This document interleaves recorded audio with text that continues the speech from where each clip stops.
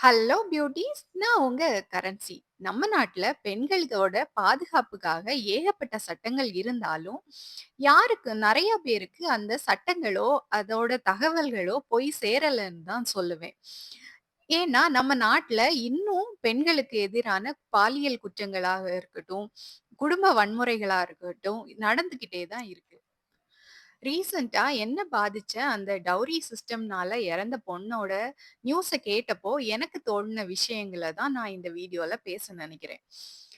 ஒரு பொண்ணுக்கா ஒரு பொண்ணுக்கு தன்னோட பாதுகாப்புக்காக என்னென்ன சட்டங்கள் இருக்குன்னு ஃபர்ஸ்ட்டு ஒரு பொண்ணு தெரிஞ்சுக்கணும். அப்பதான் அந்த பொண்ணு தைரியமா ஒரு சிச்சுவேஷன ஃபேஸ் பண்ணும்போது, அதுல இருந்து வெளிய வர முடியும்.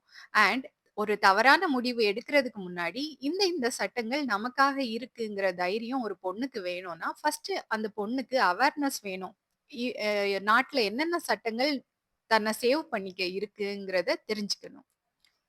ஃபர்ஸ்ட் சட்டம் பார்த்தீங்கன்னா, வரதட்சணை தடை சட்டம். இந்த சட்டம் 1961 ஆண்டு மே 1 தேதி இந்தியால கொண்டு வந்தாங்க.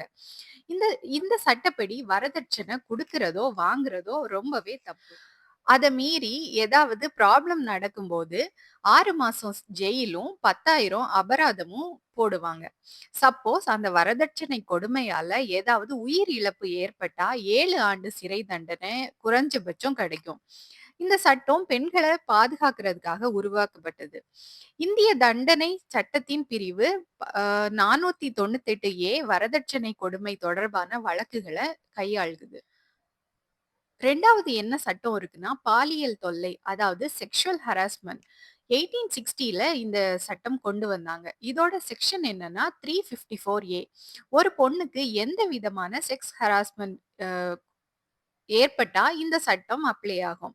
அவ வொர்க் பண்ற இடத்துலயோ, வீட்லயோ, எங்கேயோ, பஸ்லயோ, டிராவல் பண்ற இடத்துலயோ, எங்கனாலும் செக்சுவல் ஹராஸ்மென்ட் நடந்ததுன்னா, அத நம்ம கம்ப்ளைண்ட் அ போதிய ஆதாரத்தோட கம்ப்ளைண்ட் பண்ணும்போது, கண்டிப்பா இந்த சட்டம் அந்த பெர்சன் மேல பாயும்.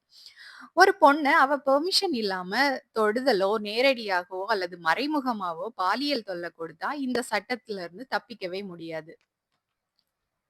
ஓகே. 3வது என்ன சட்டம்ன்னு பார்த்தீங்கன்னா, protection of the women from the domestic violence act 2005. இந்த சட்டம் தான் ரொம்ப முக்கியம். டொமஸ்டிக் வயலன்ஸ்ங்கிறது நம்ம வீட்ல உறவினர்களால ஒரு பெண்ணுக்கு இழைக்கப்படும் கொடுமை தான் இது.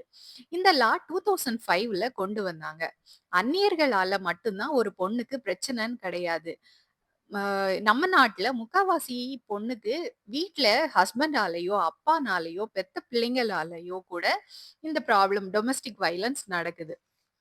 ஸோ, நீங்க உங்க வீட்ல எந்த விதமான டொமஸ்டிக் வயலன்ஸோ, சப்போஸ் உங்க ஹஸ்பண்ட் குடிச்சிட்டு வந்து உங்கள ஏதாவது அடிக்கிறாரு, அல்லது வீட்ல மாமனார், மாமியார் அல்லது கொழுந்தனார், நாத்தனார் இப்படி யார்னால நீங்க ஒரு வயலன்ஸ் ஃபேஸ் பண்ணாலும், இந்த சட்டத்தின்படி அவங்க கடுமையா தண்டிக்கப்படுவாங்க. ஸோ, எப்போலாம் நம்ம இந்த மாதிரி இஷ்யூ ஃபேஸ் பண்றோமோ, ஃபர்ஸ்ட்டு நம்ம தைரியமா அத வந்து போலீஸ்ல கம்ப்ளைண்ட் குடுக்கணும். 4வது சட்டம் என்னன்னு பார்த்தீங்கன்னா, வன்கொடுமை அல்லது பாலியல் பலாத்காரம், ரேப் பத்தி. இதோட அ தண்டனை காலம் பார்த்தீங்கன்னா, 10 ஆண்டுல இருந்து ஆயுள் தண்டனை வர குடுப்பாங்க. இதோட ஐபிசி செக்ஷன் என்னன்னா 376.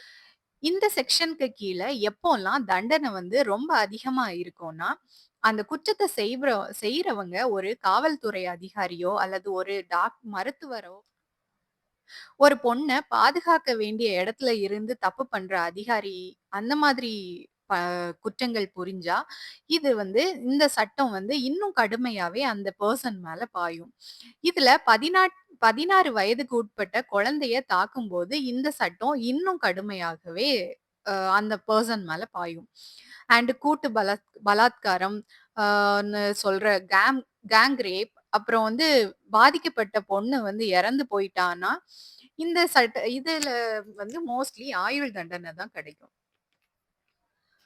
இப்ப நான் சொன்ன சட்டங்கள் ரொம்பவே முக்கியமான 4 சட்டங்கள் மட்டும் தான். இன்னும் நெறைய சட்டங்கள் பெண்கள் பாதுகாப்புக்காக கவர்ன்மெண்ட்ல உருவாக்கப்பட்டிருக்கு. இது மட்டும் இல்லாம இந்த அந்தந்த காலகட்டத்துக்கு ஏத்தாப்ல ஆல்ரெடி இருக்கிற சட்டத்த அப்டேட் பண்ணிட்டு கூட நம்மளோட கவர்ன்மெண்ட் வந்திருக்கு. ஸோ இப்படியெல்லாம் இருந்தும் குற்றங்கள் ஏன் இன்னும் அதிகமா நடக்குதுன்னா, ஒரு குற்றம் நடந்தா அந்த பொண்ணு அத ஒரு குற்றம்னே தெரியாத அளவுக்கு சொசைட்டி அத நார்மலைஸ் பண்ணி வச்சிருக்காங்க. ஃபார் எக்ஸாம்பிள் ஒரு ஹஸ்பண்ட் வந்து டொமஸ்டிக்கா வயலன்ஸ் பண்றாங்கன்னு அந்த பொண்ணு சொசைட்டில அவள சுத்தி இருக்கிறவங்க கிட்ட சொன்னா, சொசைட்டி என்ன சொல்லுது? இதெல்லாம் நார்மல். ஹஸ்பண்ட்னா அப்படிதான் இருப்பாங்க. அந்த மாதிரி நார்மலைஸ் பண்ணி வச்சிருக்கு. இங்க தான் தப்பு ஆரம்பிக்குது. டொமஸ்டிக் வயலன்ஸ்ங்கிறது எப்பவுமே தப்பு தான். ஒரு பொண்ணுக்கு எந்தவித ஆபத்து நேர்ந்தாலும் காவல் உதவியும், சட்டமும் இருக்குன்னு ஃபர்ஸ்ட்டு நம்பணும். பெண்களுக்கு உதவுற காவல் உதவி ஆப்லாம் அ நம்ம தமிழ்நாடு கவர்ன்மெண்ட் லான்ச் பண்ணியிருக்கு. எந்த ஒரு எமர்ஜென்சினாலும் அதுல இருக்கிற ஹெல்ப் லைனுக்கு நீங்க கால் பண்ணலாம். எமர்ஜென்சி பட்டன அழுத்தி, நீங்க இருக்கிற வொர்ஸ்ட் சிட்யூவேஷன்ல இருந்து பாதுகாத்துக்கலாம். மகளிர் ஹெல்ப்லைன் நம்பரான 1091 எப்போனாலும் நீங்க கூப்பிடலாம். Be safe girls. Thank you.